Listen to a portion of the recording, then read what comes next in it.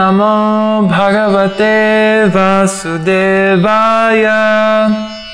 Om Namo Bhagavate Vasudevaya. Om Namo Bhagavate Vasudevaya. Today we're going to read Srimad Bhagavatam, 7th Canto, Chapter 13, verse 34.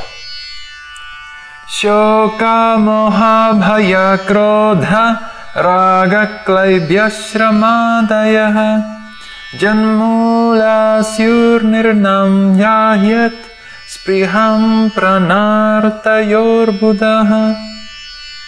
Word by word translation. Shoka, lamentation. Moha, illusion. Bhaya, fear. Krodha, anger. Raga, attachment. Klaibhya, poverty. Shrama, unnecessary labor. Adayaha, and so on. Yat mulaha, the original cause of all these. Syuhu, become. Nrinam, of human beings. Yahyat, should give up. Spriham, the desire. Prana, for bodily strength or prestige.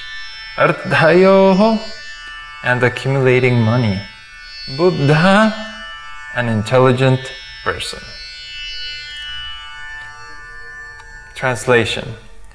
Those in human society who are intelligent should give up the original cause of lamentation, illusion, fear, anger, attachment, poverty, and unnecessary labor. The original cause of all these is the desire for unnecessary prestige and money.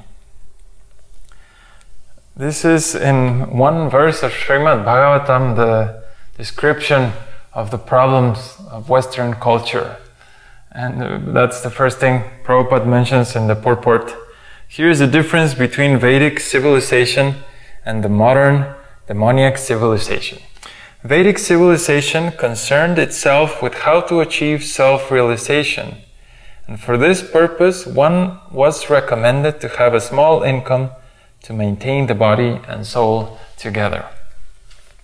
So the Vedic way is about having a very simple life and focusing one's most energy, or the most part of one's energy, to spiritual advancement. So let's see the verse in a minute analysis.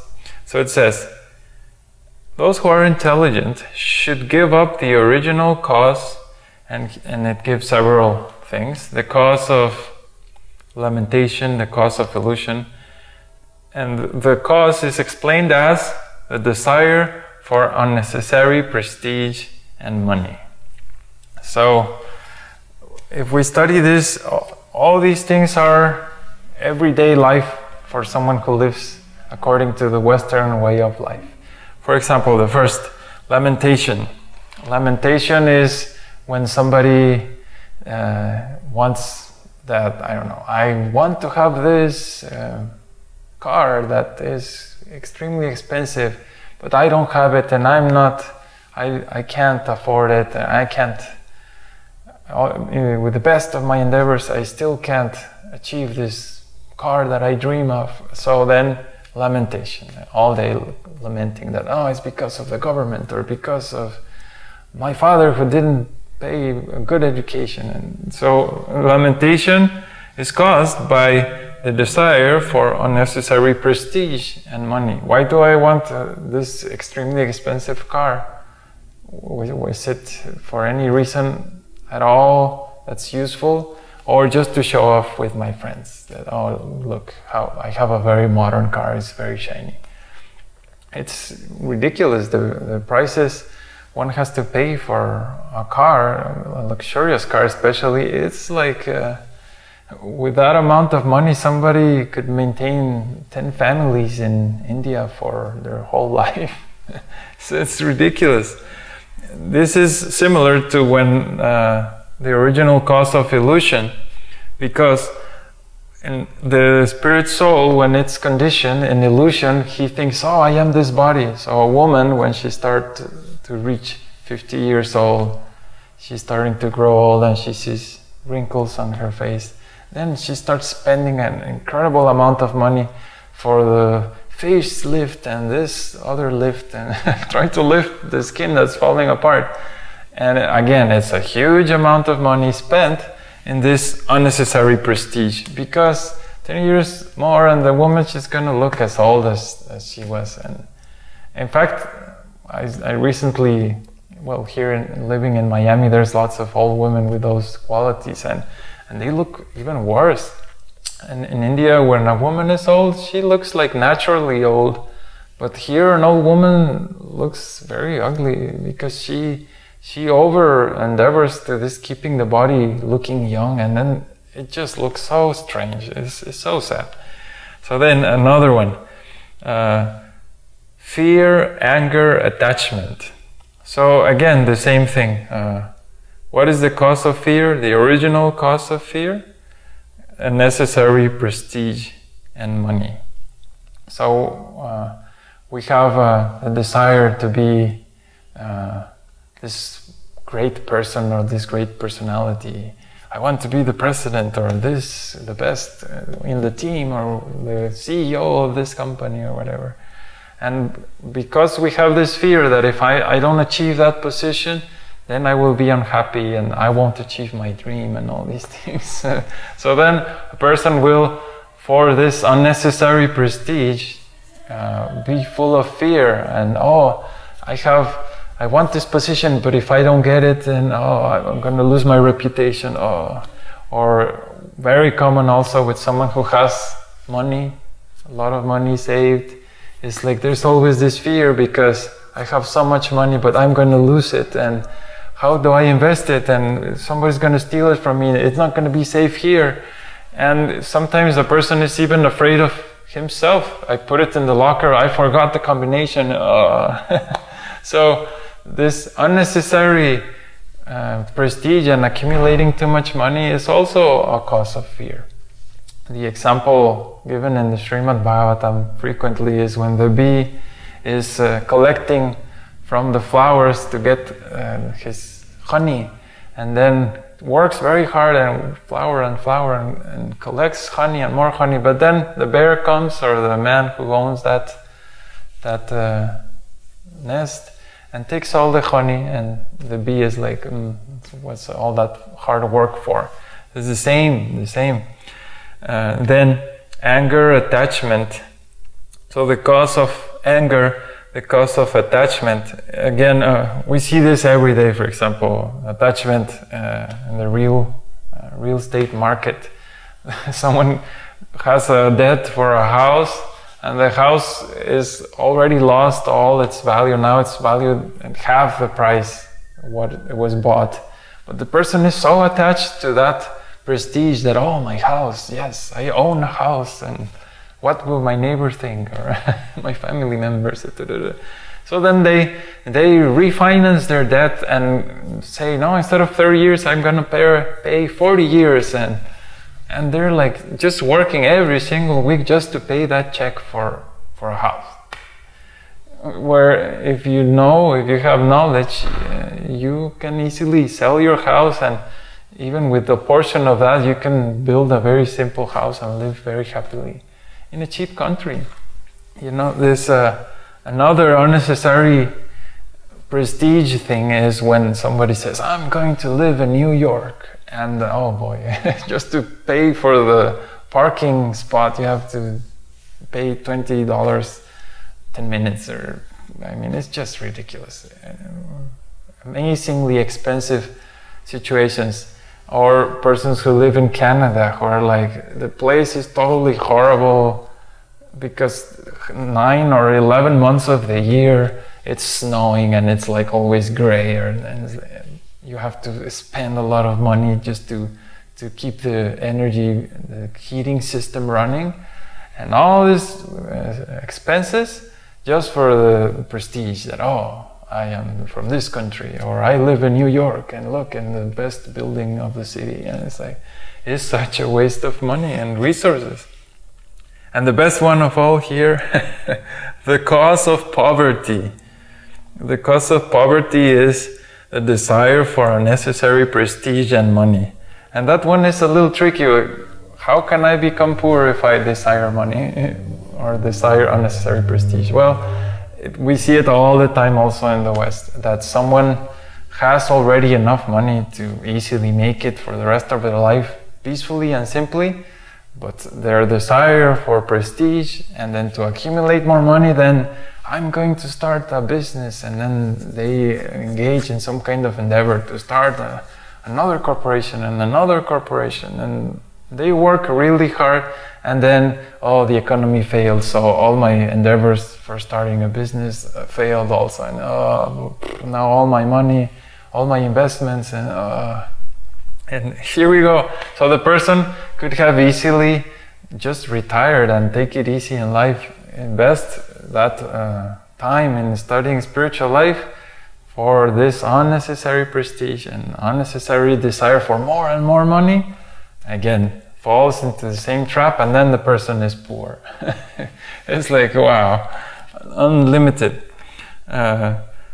So Srimad Bhagavatam is very scientific, and it gives very precise prescription how to solve these problems. And really, if you think about it, just having these ideals of having everything expensive is just a waste of money.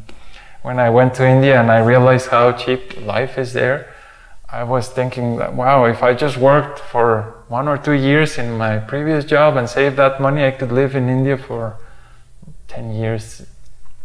And I could say easily that even the average American citizen, if they just sell their expensive items in this country, they would just find a cheap place to live in Mexico or in India. They could easily just retire and live their rest of their life studying peacefully about spiritual life and just spending time in things that really matter, you know. I remember recently I talked with a friend here, and he was saying, oh, my dog is $4,000. Just look, it's such a high-class dog.